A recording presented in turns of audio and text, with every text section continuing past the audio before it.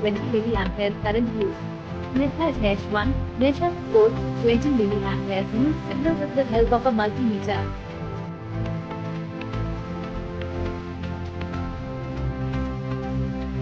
Step 1. Put the multimeter knob in milliampere. Move.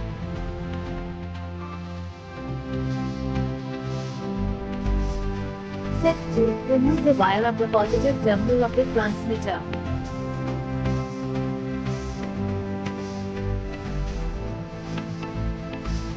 Step 3. Connect one end of the red read of the digital multimeter to the ampere port and the other end to the transmitter positive terminal.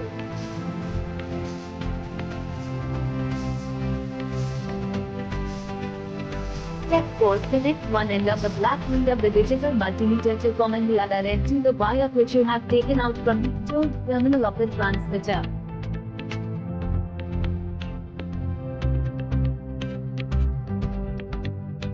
In this way, you have connected the multimeter in series. You can note down the reading shown by the multimeter. Advantage of this method. The digital multimeter which can measure mass is less costly than the process clamp meter. Disadvantages of this method. This method takes more time and requires a bit of alertness to have a measurement. The biggest disadvantage of this method is that you need to break the loop to measure the current.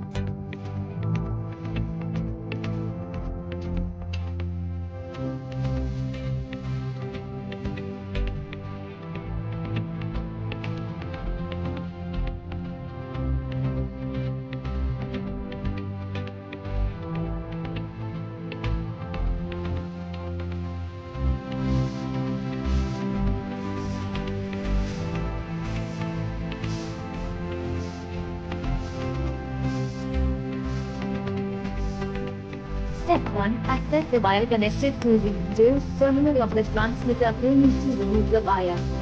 Step 2. Put the process clamp meter in measure mode.